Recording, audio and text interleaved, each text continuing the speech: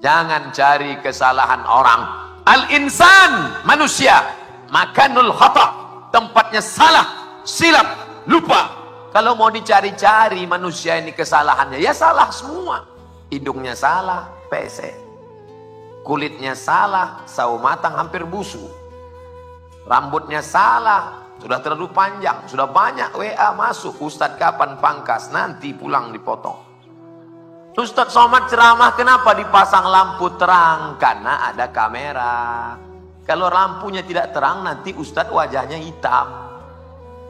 Orang jadi ngejek. Anian nih, Ustadz kalian aliran sesat kan mukanya hitam.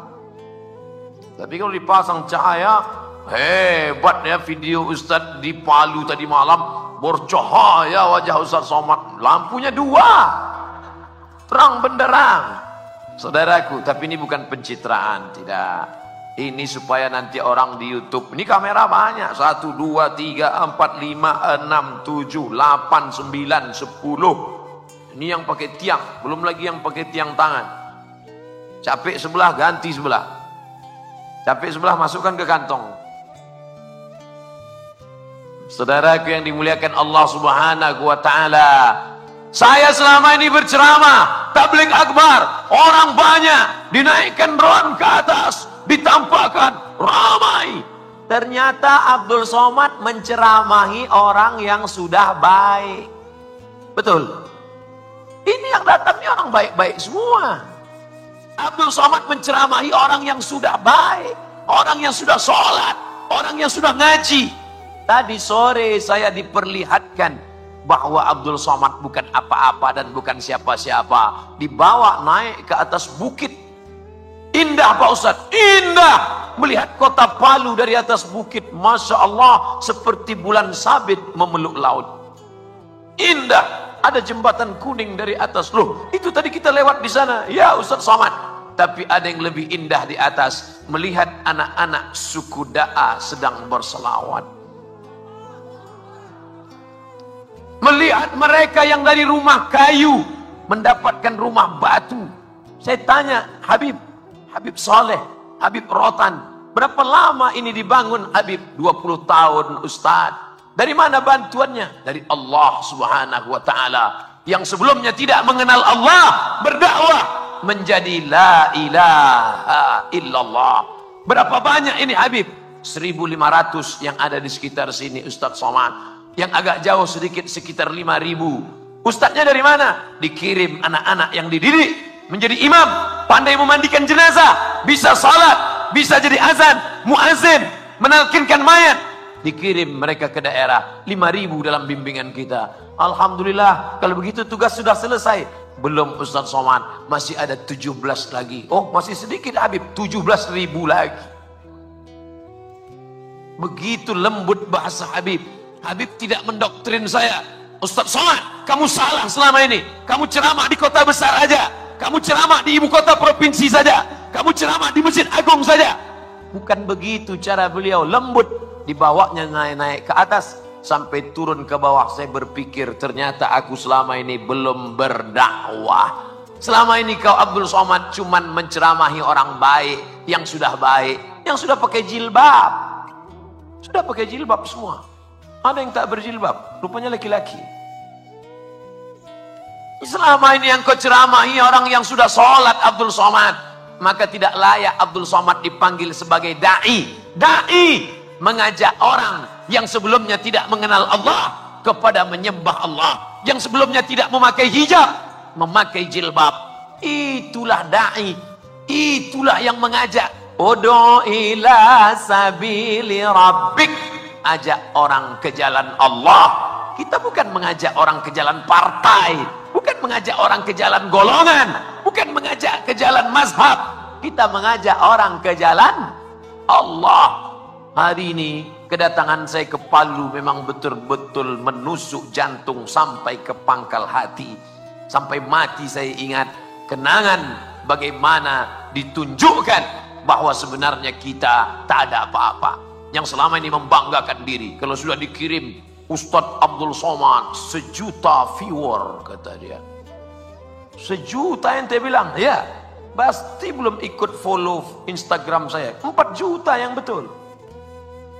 Nah kan, mulai datang sombongnya kan. La yadkhulul jannah. Ingat Ustaz Somad, la yadkhulul jannah, tidak masuk surga. Siapa yang tidak masuk surga itu? Man kana fi qalbihi, siapa yang dalam hatinya mithqala habbatin min khardalin min kibrin, ada sombong sebesar biji sawi. Ada saja dirimu merasa sombong sebesar biji sawi, kau tidak akan mencium bau surga. Mudah-mudahan kita selamat dari kesombongan itu insyaallah. Ini Ustaz Somad ceramah aja kan, pandai ngomong aja, jangan sombong, jangan sombong, jangan merasa diri tinggi, jangan merasa diri hebat. Dia sendiri tempatnya tinggi, kami di bawah. Tempat ini dibuat, kan nggak mungkin saya ceramah di bawah. Dibuat saya ceramah di atas supaya ibu-ibu, bapak-bapak bisa melihat, oh ternyata Ustaz Somad itu ada di alam nyata. Ternyata dia jelas manusia, dia rupanya. Kami sangka dia selama ini transformer, Robocop. Saudaraku yang dimuliakan Allah Subhanahu wa taala, tema kita malam ini adalah mengokohkan ukhuwah. Ukhuwah diambil dari kata akhi. Assalamualaikum ya akhi ya ukhti. Saya sebetulnya kalau mau nyanyi ini udah lama, album saya banyak. Kan sombong lagi. Yang laki-laki ya akhi, yang perempuan ya ukhti. Kalau bahasa kampung Ustadz, my brother, saudaraku. Diambil dari kata satu, udara, perut, saudara, seperut. Apa maksudnya seperut? Udara, perut, satu, seperut. Saya tidak paham makna Ustadz Somad katakan kita kok seperut. Saya datang dari Sumatera, ini Palu, Sulawesi Tengah, jauh Ustaz Somad, melewati Kalimantan. Tapi kita berasal dari satu perut. Perut siapa? Perut Hawa, istri Adam alaihi salam. Tolong yang tidak berasal dari perut Hawa angkat tangan. Berarti dia dari monyet.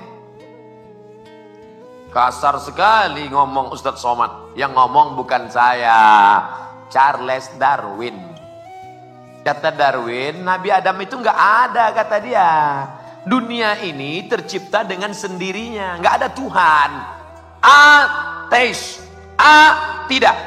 T Tuhan, is keyakinan. Ateis, keyakinan yang meyakini tidak ada Tuhan. Tuhan itu tidak ada. Yang ada itu hanyalah manusia yang berimajinasi, berhalusinasi, mengatakan ada Tuhan dalam kepalanya. Makanya mereka kalau naik pesawat, ngelihat orang baca doa, Subhanalladzi sakhkhara lana hadza wa ma kunna lahu muqrinin wa inna ila rabbina lamunqalibun. Apa baca-baca doa?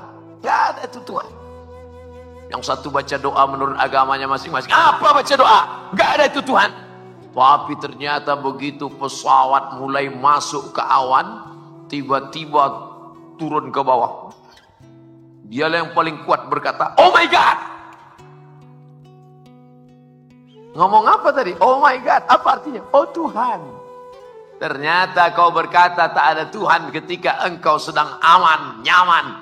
Ketika sedang stres, oh my God. Ada Allah. Tapi kita tidak mengatakan dia oh my God. Kita berkata la ilaha illallah. Allah yang menciptakan. Allah yang menghidupkan. Allah yang mematikan. Makanya selesai sholat itu kita tanamkan ke dalam jantung hati kita, ke dalam sumsum otak kita. Anak-anak kita tanamkan ke dalam kepalanya. La ilaha illallah wahdahu la syarikalah. Kalau kau punya kekuasaan, yang punya kuasa bukan engkau, tapi Allah. Lahul mulku. Kalau engkau dipuji-puji orang, bukan engkau yang punya pujian, tapi dia. Walahul hamdu. Yuhyi, dia yang menghidupkan. Wa yumit, dia yang mematikan. Wa huwa ala kulli syai'in qadir. Lahul mulku, dia punya kekuasaan. Walahul hamdu, dia yang punya puja-pujian. Yuhyi, dia yang menghidupkan. Wa yumit, dia yang mematikan. Wa huwa ala kulli syai'in qadir. Itu diulang sampai 3 kali. La ilaha illallah syarikalah lahul mulku wa lahul hamdu yuhyi wa yumit wa huwa ala kulli syai'in qadir. La ilaha illallah syarikalah lahul mulku wa lahul hamdu yuhyi wa yumit wa huwa ala kulli syai'in qadir. Itu bukan sekedar mantra, itu bukan abrakadabra bim salabim. ditanamkan ke dalam hatimu, ke dalam jantungmu, supaya engkau bisa berkata di akhirat nanti bahwa kau tidak punya apa-apa. La haula wala quwata illa billahil aliyil azim.